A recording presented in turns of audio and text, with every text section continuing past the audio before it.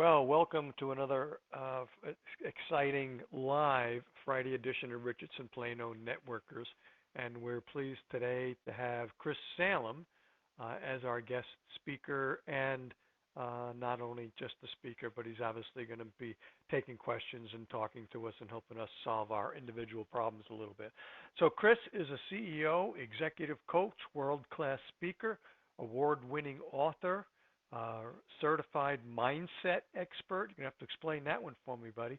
Radio show host and media personality and wellness advocate. Roll it all into a ball. His book, Master Your Inner Critic and Resolve the Root Cause, Create Prosperity, went international bestseller in 2016. Congratulations. He also co-authored the recent addition to Mastering the Art of Success with Jack Canfield. His weekly radio show, Sustainable Success, is part of the Voice of America Influencers channel. Please join with me in welcoming Chris Salem.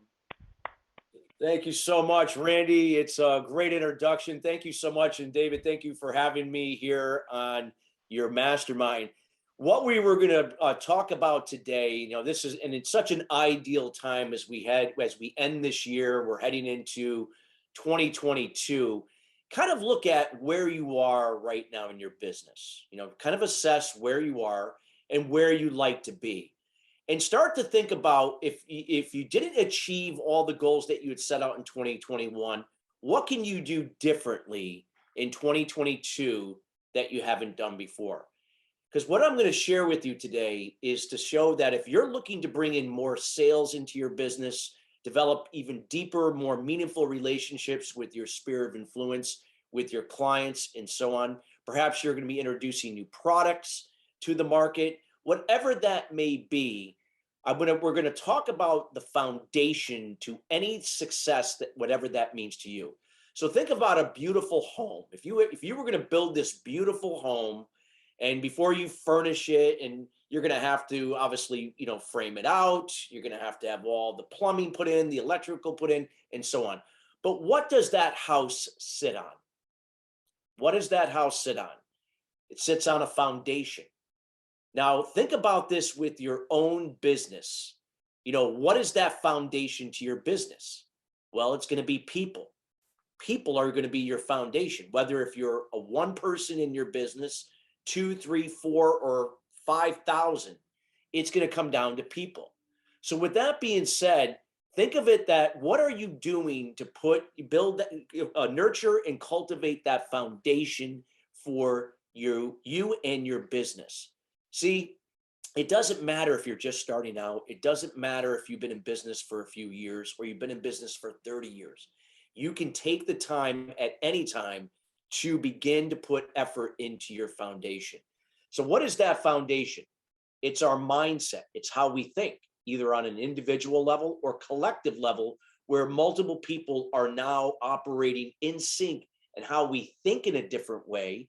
Because when we think in a different way, we then be a different way. When we be, we become it. When we become it, we do it different and better. And when we do it different and better, we actually have and achieve different and better results. Does that mean that business is going to be a walk in the park every time? Absolutely not. You're probably going to have more adversity, setbacks, obstacles, and challenges. But what's going to be different is how you look at it. You're seeing these adversity, you're seeing these challenges and obstacles as happening for you in your business, not to you. When it's happening to you and you allow that, you are now placing yourself outside of the control you have to be the victim or tied to the expectations to the outcome. When it's happening for you, you're caught up in the process of controlling what you can, letting go of what you can't, and the results are a byproduct of the process. So it's a matter of how we think. So I'm going to be discussing with you here the concept of accelerating your mental toughness. Now, when you think about mental toughness, what does that mean to you? What would that mean to you? And if you like, we can make this, David and Randy, if you like everybody to participate, I'm more than happy. I would love to get involvement. This is how I work my talks. It's not me just talking. It's about everybody sharing and engaging in this concept. So what we'll do, Chris, is, and you guys, the regulars here, just if you want to respond to a question that Chris puts out there, like this one, I find the most effective is just open up your mic. I'll call on you, and then go ahead and respond to the question when somebody says that Chris put out there, which is when we say mental toughness or strengthening your mental toughness, what does that mean to you? So Yeah. anybody want to weigh in on that to get And things they can going? put it in the chat box as well if they like to. If they don't want to say anything, verbally, you can put it in the chat box, and I'll read it off. This group, they may do that too, but this group isn't shy. They'll pop in. I know all the people on the Zoom here. They're very willing to. The problem may be we have to shut them up, but other than that, no, I'm just kidding. But Randy, go ahead. I think the thing that comes to my mind is mental toughness is your ability to handle not only adversity, but different opinions for all the people that you work for and all the people that you work with. That is so true. Great input from Randy. Anybody else would like to share what Randy shared and elaborate on that, or something else that you may see as mental toughness? Why and what that means to you? Go ahead, John. Just the willingness to be persistent regardless of the challenge that you face. Absolutely, John. So what I'm hearing from John is resiliency, and kind of what even to Randy's point, it's like a refusal to be intimidated, to overcome challenges and see it through.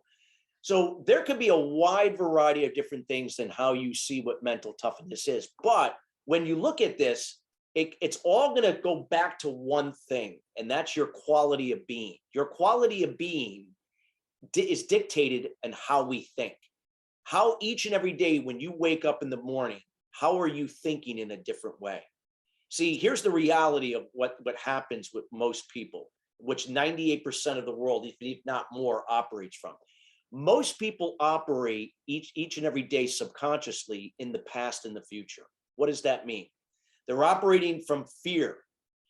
So fear resides in the past and the future. Fear is reduced or eliminated in the present moment. When you're in the present moment, fear, you don't feel that grip of fear on you. But when you are in the past and the future, you're operating what they call from a fixed mindset. And a fixed mindset, what happens is when we're operating in the past and the future, when a situation triggers that fear to something that you're dealing with, a challenge in your business, your personal life, whatever that may be, it's subconsciously going back in the past to even something in your childhood, back to your child development years where your beliefs are developed. Now, if anybody's familiar with limiting beliefs are formed in your child development years. And limiting beliefs have dramatic impact negatively on your self-esteem, confidence, how we make decisions, how we communicate to ourselves and other people in a codependent versus an interdependent way, codependent not being the right way, and how we make decisions, how we take risks and follow through. So when something triggers that fear, it's going back to the past saying, well, when I was 11 or 12, even though you don't know this consciously, you didn't feel confident about something. You're feeling that same feeling now in this moment about a situation that you're facing, because those limited beliefs are unresolved from your childhood. They get brought into your adult life and impact almost everything in terms of where you are and where you decide to be. So what I'm going to talk about with the mental toughness is we have the ability to change our way of thinking, to actually get to the root cause of those limited beliefs, to remove them. And then through a pattern, we can then develop a level of mental toughness that will allow us to go to the next level of whatever success means to you in your life and business. So it's about a quality of being, a state of mind that we are operating in. So let's take a look at some of the principles of mental toughness. See, just like an Olympian athlete will go out of his or her way to prepare for something that they've been striving for their entire lives, they are going to go through the process of many letdowns, many disqualifications, injuries, to get to where they have to be. So instead of looking at it as something happening to them, they're looking at it as happening for them, that they're learning through those obstacles and challenges to grow. We can't appreciate when we have success and be grateful for it if we haven't gone through the adversity of it on the other side. So think about, when you look at one of the principles of mental toughness, it's the ability to embrace pressure and embrace challenge. We're not resisting it. We're not avoiding it. We're not going around it, under it, over it. We're going through it. We actually welcome it. We see it as a blessing, an opportunity disguised that's going to allow us to be, to become, to do, and have different and better results. It's also the ability to shift our way of thinking. So we're going to put some emphasis into this. So feel free to write this down. Most of us are conditioned, again, when we think in the past and the future from fear, is we tie ourselves to the outcome or the expectation to the outcome. What happens with expectations? Anybody like to share? What happens most of the time with expectations? They don't come true. They don't come true, right? Something unforeseen lets you down. The economy's down. Some person didn't follow through. Whatever the case may be. They're usually unrealistic as well. Yeah, they can be unrealistic too. Absolutely. Either we place unrealistic expectations onto ourselves, or we're operating from someone else's unrealistic expectations. But nonetheless, most of the time, people get frustrated, worried, anxious, stressed, feeling overwhelmed, and so on, because they're operating in the past and the future tied to the expectation, to the outcome. They're not in the moment. If we can shift our thinking from the past and the future into the moment, think of it like a puzzle. You're looking to complete this puzzle, but you only have a few pieces. Those are the pieces that are within your control, and the other pieces you don't have within your control. You don't even know what they are at this point. But see, we're so caught up in what we don't know or what we don't have, we place all of our energy into the control we can't control. What is the byproduct of trying to control what we can't control? Anxious, overwhelmed, frustrated, angry. I lived my life and did my business that way for the first 30 years, and it almost took me out. Literally, physically, mentally, spiritually, emotionally, you name it. When it comes down to shifting our way of thinking, and when we can learn to trust the process of controlling what we can, letting go of what we can't, and focusing on only what we control with the puzzle pieces that we have, the results will be a byproduct of that process each day, each week, each month, each quarter, or each year, depending upon how long the goals are set for, that you will achieve that over time. We're not operating from expectations. We're operating in the moment. So here's the thing that we have to learn how to shift our way of thinking is away from the past and future into the moment. It's learning how to control what we could control each day. There are 5 things that we can control each day. Who would like to share what you think those 5 things are? There's no right or wrong answers, by the way. What are the 5 things we can control each and every day? Attitude. Attitude is 1. Yes, absolutely. How about somebody else? What we choose to focus on. Okay, focus. Okay. Behavior. That's good. Absolutely. So we have attitude, choose what we to focus on. We're going to go one more. How about one more person? Behavior. Behavior. Yes. So here's the thing, you guys, we have a great group here that really identifies for this. So the 5 things that we can control each day is the communication to ourselves and others. Think about that. Do you think you can effectively communicate to another human being or a group of people if you're not effectively communicating in a good way to yourself? Think about that. I know I didn't. You know, the inner critic in my head was telling me that I wasn't good enough, that I wasn't worthy enough. Even though I could put on this this mask that looked like I was an effective communicator to other people, it came through. You know, my confidence level wasn't reflected in my communication, nor was my self-esteem. When we can learn how to control our communication, what do we say to ourselves internally over time? And I'm going to talk about how we can change that stinking thinking away from the inner critic to the inner champion. I'll discuss that in a little bit. But we can control our communication to ourselves and another human being. So when we control, that means we're being specific, clear, and concise to ourselves and other people. 99% of communication is based on assumption and speculation. You wonder why expectations go unfulfilled. You wonder why in corporate environments there's toxicity or miscommunication or a lack of engagement, why customers may get upset when something isn't fulfilled to their liking. It comes down to the assumption and speculation when it comes to communication. We're not really listening to relate and understand. We're listening to respond. We don't even use active listening. Really, getting to what's really important to people, we just assume what is important based upon what's important to you. So it's learning how to communicate to ourselves and other people. We can control that daily. Number two, Randy said it, and that was behavior. We can control our behavior. Are we operating in an interdependent versus a codependent way? Codependency would be either passive or aggressive behavior. Same in communications.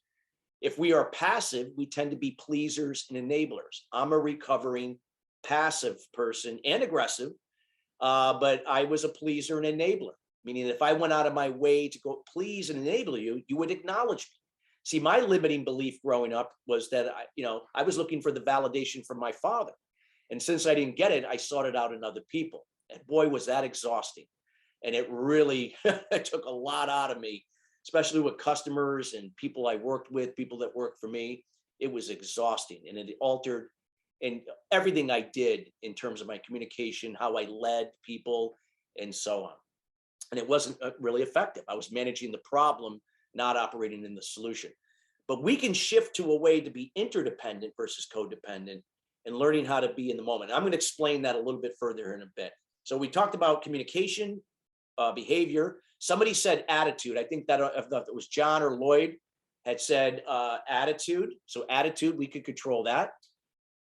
David alluded to this. We could control our emotions to the thoughts that really matter. So what do we focus on? We're not focusing on thoughts that really don't serve us or other people. We're focusing on the thoughts that merit the most attention, that lead us into income producing activities each day. So we're not busy, we're busy but not productive. That's just another form of procrastination. We're busy, but in this case, we're productive. So we don't have to work 12, 15 hours a day. We can be working 8, 9, or 8 hours a day or less if we're more focused. So the emotions and how we respond to these situations is critical. So that's 4. Number 5 is our course of action. What action do we take each day? Regardless of how we feel, we take an action. We can control that each and every day. Now, who would like to say, what are the 5 things that you can't control? Other than, well, there are other things you can't control, but in people, what are the 5 things that you cannot control each day in other people? Those things we just listed in other people. There you go. It's the direct opposite. We can't control the communication in other people. We can't control what they're going to perceive what we said. We can paraphrase or clarify something, but they're still going to decide what that means to him or her. But as pleasers and enablers, as passive people, we get tied to doing everything we can to persuade and convince them to like us. I've been down that road. And the thing about, if we're talking about the art of enrollment in your business, bringing in new customers, pleasing and enabling customers, it will be exhausting. That's not a sustainable model to build a business. Whether if you're a network marketer, if you're in direct sales, relationship sales, whatever that may mean to you. It's learning how to, again, think in a different way, again, moving away from being passive to being assertive, which I'm going to explain here in a little bit. So you can't control other people's communication. You can't control their behavior. You can't control their attitude, their emotions, or course of action. But think about it. As people, we get caught up in that. Parents, we try to control our children's behavior. We try to control our spouse's behavior, their communication. We don't even realize we're doing it. and we wonder why we're frustrated, we're angry, and so on. We're caught up in the control we can't control. We can't control COVID. We can't control the economy. We can't control what's going on in your industry. We can only control the 5 things in yourself. When we can learn to shift our thinking to just that each and every day, working with the puzzle pieces that we have in the moment, each day, each week, each month, each quarter, and so on, this is where the magic happens. When you let go of the control you can't control, those doors do open. New puzzle pieces present itself to connect it to the ones you already had to eventually lead to the puzzle being completed. Does that mean that once you complete it, that everything's on autopilot from there? No, it's an ongoing process. It never ends.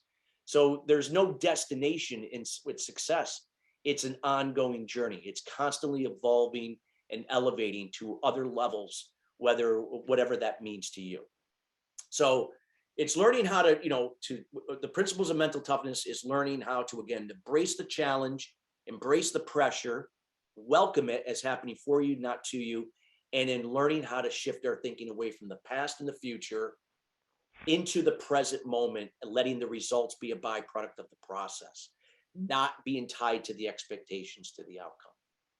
And then celebrating those victories along the way. When we have little victories, no matter how small they are, celebrate them. Acknowledge yourself. If people give you a compliment, accept it with gratitude. Don't resist. So these are the things that are the principles. Now, when we look at the 4 cornerstones of mental toughness, there's 4. There is control. Okay, we've already talked about control, learning how to control what we can, let go of what we can't. There's challenge. We talked about embracing challenges and pressure. So see challenge as something, that is going to teach you to be, more thankful and more grateful when things start to work in your favor. So I know John talked about a little bit about resilience before, and resilience is not something that it just happens when you go through a life-changing situation. Look at resilience as something you practice every day.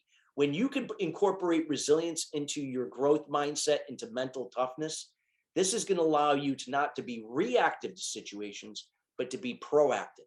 Because then you can draw back and go, wow, 5 years ago, I went through this and I was able to do this, this, and this. And it's like machine learning and AI technology.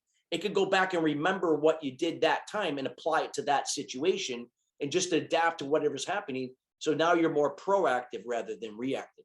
Now think about it. If you're going to be a leader in your organization, a leader in your church, a leader in your community, a leader in your family, being proactive, operating from these principles and these these cornerstones is what's going to allow you to be more compelling, more of an example, and a better resource for the people you serve, people that work for you, people you serve, JV partners, whatever that may mean to you. So we got that. So the next cornerstone is going to be commitment. See, commitment represents how consistent are you? See, if you're doing things once in a while, then that's the results you're going to get once in a while. If we're looking to move the needle in our business and improve our personal success, our success in our well-being, in our relationships, it's consistency. So how do we develop consistency in terms of building our foundations for success? Well, it comes down to discipline.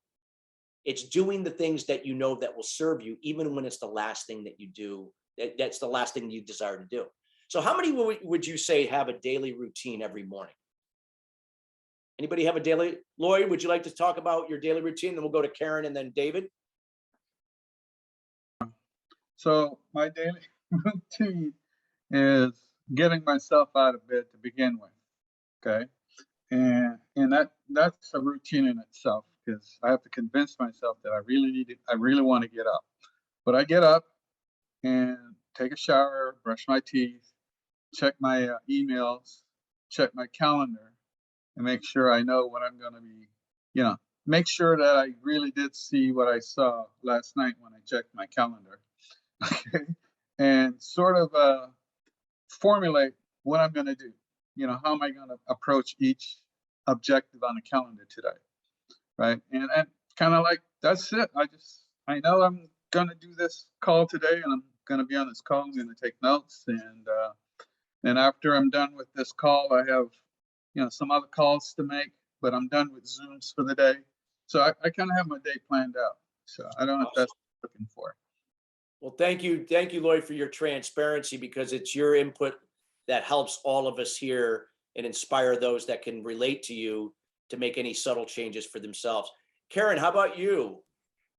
Well, the morning is kind of similar to Lloyd's, except one of the first things I do after I make the pot of coffee, I have my quiet time. And during that is when I post a Bible verse on Facebook every morning. And then I spend about 15, 20 minutes then reflecting on that verse and getting ready. What I haven't done is, in my new office, is actually try to create a time of 15, 20 minutes here at the office where I get ready for the day here. And that's, what I'm hoping to improve for 2022. Oh, great. Well, thank you for sharing that. And this is great. But David, would you like to share before we continue? Sure, Chris. Well, we are very aligned. I don't have a routine. I have a ritual. Yeah. First of all, and I view it that way. It's something that that I have to have. After being retired for 16 years, retirement is not doing nothing, and it's easy to allow the things that you talked about that you can't control, as well as your own, to keep you on track. So my ritual in the morning is I wake up, and as soon as I wake up, I start go through a period of gratitude, of thanking God for the fact that I'm awake. It's a gift every day, right? You can't do anything about yesterday, and tomorrow's on his calendar, but today you get a chance to wake up and do stuff. So I actually have to do that. I literally have to do that ritual. Then I do the normal biological things and the coffee, and I have a regular consumption routine. I don't eat to live, I live to eat. Or don't live to eat, I eat to live. So I have a regular routine of consuming and making protein and so on in my diet, because that's become healthy to me. I do, as Karen does, and I think others, I have a time of spiritual reflection. I read my Bible. I read through the Bible every day in the year. So I have a objective or ritual to achieve that. Then I usually have some time for a little bit of journaling, and this can be all in like a 30-minute time frame. It sounds a lot, but it's not, because I have a ritual. It's a little bit, and it's a journey every day, right? And then after I have that time of journaling or reflection, as Karen indicated, then I may find myself a little less inspired than I want to be. So I usually try to allow some time for either watching somebody who I follow on YouTube and or reading a book that I'm in, just to kind of kickstart me, because I'm my own head. Sometimes I need some encouragement there. So and then I get into the day, and I have a ideal day that I live every day. And so and it includes the end of the day ritual as well as the beginning of the day. Because absolutely. Well, thank you for everybody sharing. I hope all that helps every one of you. And yeah, I mean, a daily routine is so important. And again, it's the consistency. So if there are things that you're not doing or could do better, this is where discipline can help you. I know for me that I didn't have a routine over 23 years ago. And matter of fact, that lack of routine is what kept me stuck in my limiting beliefs and how I was operating in a codependent versus an interdependent way. And again, codependency means that everything, I was focused on the things I couldn't control, and my emotions were tied to situations and other people and so on.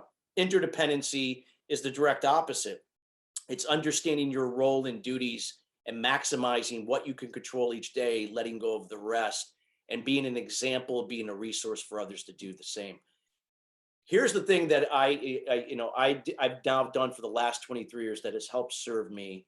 I wake up at a certain time. I wake up every morning at 4 a.m.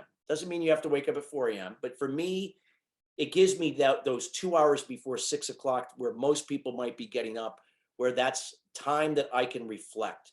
I make my bed because it allows me to focus on accomplishing one small task, then another, and then another, and another, and eventually bigger tasks. So it's that clarity to be more focused, to what David talked about before. Then it's meditation. See, what people don't know about me is I have ADHD. Now, most people that just met me, like, you don't have ADHD. There's no way. I've seen how you're organized. I've seen you coach. I've seen you do, but that was not the case 20 something years ago, because I was the direct opposite. I couldn't hold my focus for more than 5 to 7 seconds if I was lucky. Now, to meditate was a daunting task for me, but I did it. The discipline over 6 months, because it took me 6 months before I got into a meditative state. I thought every day, this is a waste of my time, but I didn't give up, because the pain of where I was greater than where I desired to be in terms of my success. So I meditate every day, 20 minutes a day. I journal. Journaling means that you're not just writing with intention. You're writing whatever comes out of your mind following the meditation. There is no intention. It might be one word. It might be a sentence. It might be 5 paragraphs. It may be nothing at all. It may not even make sense at first. Doesn't matter. You're writing down whatever comes to mind, because your subconscious mind, each day you're doing this, will reveal the things that have been holding you back. This is how I got to the root cause of my limiting beliefs. My limiting beliefs, which the main one was the need for validation, went all the way back to my childhood years, because I didn't get it from my father, because my father was never around. And when he was emotionally checked out. I was constantly seeking his validation. This had a huge effect negatively on my development, my self-esteem and confidence, and everything I did in my life and business, not even realizing this. But many people operate each and every day doing these things. We don't have to. That's the thing about mental toughness. We don't have to do these things. So meditation and journaling helped me to get to the root cause of limiting beliefs, and then to remove them over time, and to replace them with better disciplines and habits that served my mental toughness to move forward each day in the present moment towards progressing. It's always progress in motion. Then I would read every day. People mentioned reading the Bible. I read every day, something that's uplifting and so on. And then in terms of, and then I would review my daily goals for the day, make sure I broke them down more specifically to be more specific, measurable, attainable, relevant, and that they were timely oriented to what I was looking to accomplish using the SMART goals system. So these are the things that I do each and every day, 7 days a week, 365 days a year. I've been doing this now for over almost 23 years now. So have a routine that serves you, and track, because you could go back and track how that routine is helping to show up in your communication to yourself and other people, how you make decisions, how you follow through with action, how you take calculated risk. And these can be measured with KPIs, key performance indicators, to track your level of success, whatever that means to you. So having a daily routine, and then David talked about having something at night. I have a gratitude list I do every night. Even if I had a tough day, a day where everything went against you, I could still find something to be grateful for. What are you learning? What are you learning to be, to become, to do as a result of this adversity? So knowing that I could be grateful for something, to go to bed, knowing I could wake up and it's going to be a new day and to be excited about the opportunities that lie ahead.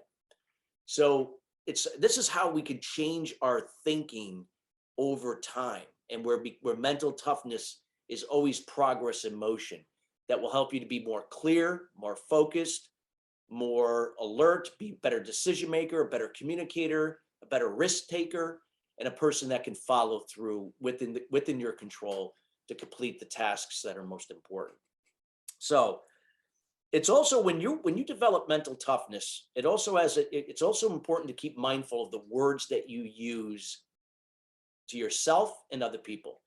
I would just like to hear from you, when you hear the word want and need, do you think those are 2 words that are empowering, that are going to lead you to where you are and where you desire to go? Or do you feel that they're going to more likely keep you stuck and stagnant? No right or wrong answers. Want and need. I want to be happy. I want to move my business from $2 million to $5 million a year. I need I need this, or whatever that may mean to you. Well, Think about those words. I Yeah. think when you say when you use the word need, that creates an inner mindset of dependence. It does. Exactly. It's codependent. If I want to be happy, if my wife would do this, this, and this. So if my wife fails to live up to that expectation, I'm not going to be happy. I'm placing that power outside the control that I can't control in my wife. I will be happy, will replacing want, regardless if my wife does this, this, and this. If she does it, awesome. Gravy on the top. If she doesn't, doesn't matter. I'm still choosing to be happy. See, the reality is life's a choice, no matter how you look at it. Everything in life is a choice. Even when things happen to you where it wasn't your choice, it was beyond, bad things happen to people sometimes, but it's still your choice and how you handle it, how you go through it. The difference between being mentally tough and not. Because when things happen, in this case, when you think it's happening to you, it's really happening for you, even if it's sometimes something bad at the time that you're going through it. It's, again, how you look at it. So it's looking at words like want and need as codependent, not serving you, because you'll always find an excuse if something is, again, beyond your control, as a way to get out or to go chase another shiny object, which a lot of people end up doing. Another job, another business, chasing money, rather than having, money come to you in a different way. So with that being said, it's other words like desire. So will and desire are going to be more interdependent words than want and need. Will and desire rather than want and need. So it's just being mindful of those words that we say to ourselves. So if we're saying the words want and need, write it down. Every time when you say it to yourself and another person, oh, I said it. Check, make it, keep a track of it. So this way, each day, each week, each month, you could track if you're reducing that you say those words. Because the more that you reduce them and replace them with will and desire, that's going to help you shift your way of thinking and start to see your circumstances change for the better over the long haul. Again, this is a process. It's never ending. So what are some of the things that could be a byproduct of this mental toughness? I want to keep this. Oh, go ahead, Lloyd. yeah, so I think I missed the fourth cornerstone of mental toughness. Oh yeah, I didn't get to the fourth cornerstone. You're right. It's confidence. Sorry, my bad. I didn't finish it. Confidence. Thank God you reminded me. So confidence is the result. So here's the thing about confidence. Confidence is so important. See, a lot of times when people see people that are ultra confident, they may perceive them as cocky, arrogant. But see, I was the direct opposite of that 23 years ago, because I was that arrogant, pompous ass that thought he knew it all. When in reality, I was just some young man that was insecure, that was codependent, and it was a defense mechanism. I had to learn how to be transparent and vulnerable. That saved my life and saved my career, learning how to be transparent and vulnerable, because those were strengths. I've been taught all along they were weaknesses by my father when they were actually strengths. So when you look at confidence is just a byproduct of when we learn how to control what we can't, letting go of the rest, when we embrace challenges and pressure, when we commit to a daily routine or process every day, confidence will be a byproduct of it. Your level of confidence will go up. And when your level of confidence goes up, it's energy. It begins to attract people to you. It begins to attract. Go ahead. Was that Randy? confidence or competence? It's confidence. Confidence. Okay. Yeah, sorry about that. Randy, you said you had something? Yeah, I was going to say, I wrote a note after you wrote want and need. Want and need are passive objectives. And if you can change want and need to goals and actions, then you take responsibilities to get what you want and need. You could do that too. Those are much better words than the other way around. So again, you got to find what those words that are going to put you into the moment and in action that are within your control. You can't control everything. You're never going to be everything for everyone. You're never going to know everything about the situation you're in. You look at like people like Elon Musk and Richard Branson, and you ask them, did you know everything about everything in your business? And they'll tell you to this day, no, I still don't know. And I know that for a fact. I never met Elon Musk, but I've met Richard Branson twice. Matter of fact, I met him in Texas. I met him in Houston. It was the first time I met Richard Branson at a travel event where he had the Virgin Group at, and at his party that he threw on at a near a local hotel. And it was the thing that he told me. He goes, Chris, when I make a decision, a lot of times I don't even know, half the things about, I just know that on the long term, I can see where this is going, and we learn as we go. We trust the process. This is the secret in learning how to be more successful in our lives, in our careers, and all in between, your relationships, how you take care of yourself, your business, your customers, and so on. Building better communities, whatever that may be. That again, it's okay to give without expectation and to receive without resistance. But we've been taught, just give, but don't receive. That you're breaking the laws of prosperity.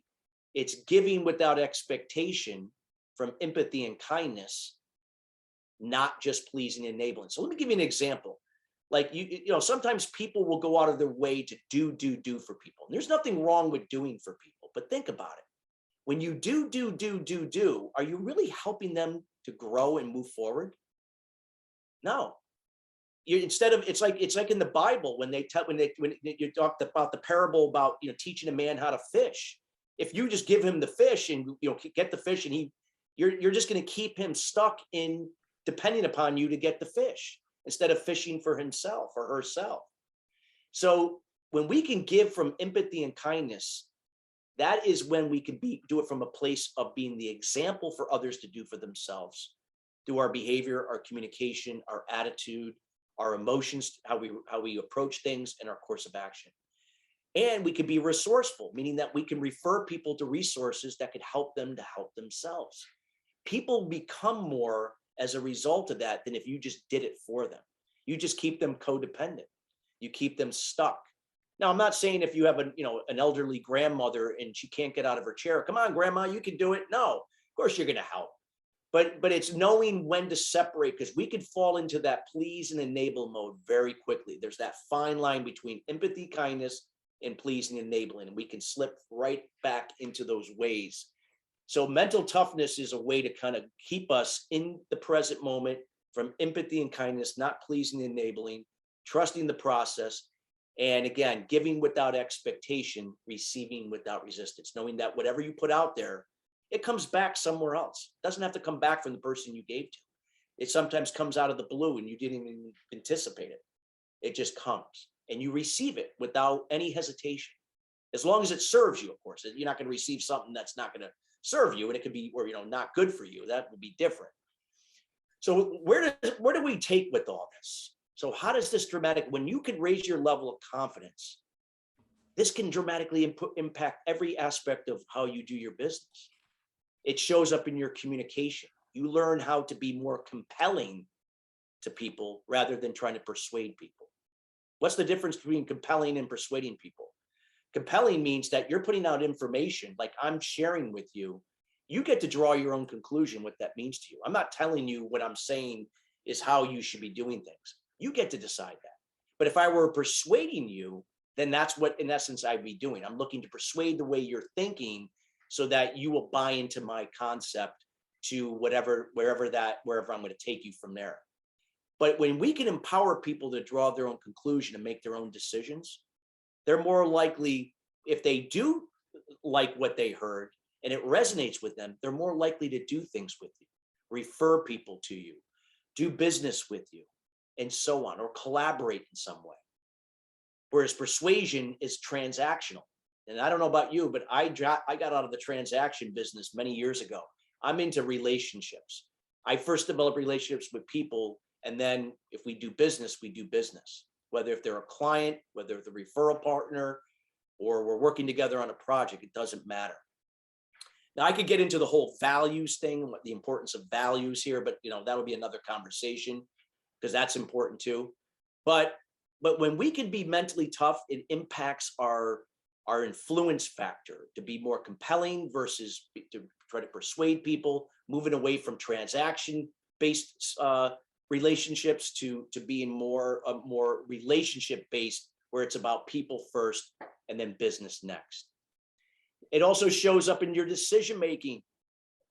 You become better decision. I was the worst decision maker. I had to bounce it off. Hey, what would you do in this situation? Then I would ask another person. Oh, he said this. It contradicts what you said. Now, and by the time I was even more confused when I started. It's learning that when you make a decision, whether if it's the right decision or not, doesn't matter. You're still going to learn and grow from it anyway. So it's learning how to be more swift in our decisions. It allows you to do that.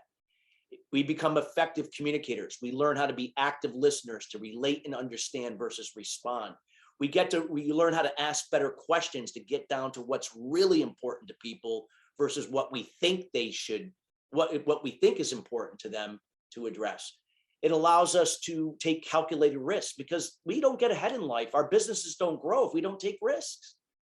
The businesses that are conservative and play it by the book and try to cover their ass, so to speak, they're the ones that are just going to get by and be stagnant. And there's a lot of that out there versus the one that take certain risks to grow. Because even if it doesn't work out, it's not failure. We learn as we go. Transparency and vulnerability are key, not only on an individual level, but even on a company-based level as well. And then finally, it allows us to be more, not busy, but to be productive. There's a big difference between being busy and productive. So it's learning how to be more productive. So this has a dramatic impact in how we think to be, to become, to do, and have that can lead to more sustainable results long-term. Doesn't mean everything's going to be perfect, because there is nothing perfect. But it's knowing that when the roller coaster of life and business happens, which it's going to happen, we're not on the roller coaster ride. We are in the middle, swimming in the middle. No matter if it's going up or down, we're still there, and we are being resilient throughout the entire process to come out ahead in the long run. So I'm going to leave it at that because I don't know how much time we have left. And if anybody has any final questions, I'd be more than happy to share. I could keep going on about this, but I at least wanted to state the foundation of what we were going to talk about, just to plant a seed that allows you to get to decide what that means to you. Well, first of all, Chris, before we do anything, I want to be sure we acknowledge that was a great. I took 3 pages of notes here, so thank you, Chris. Thank you. That was amazing, and I appreciate you sharing with that. There's so many nuggets there.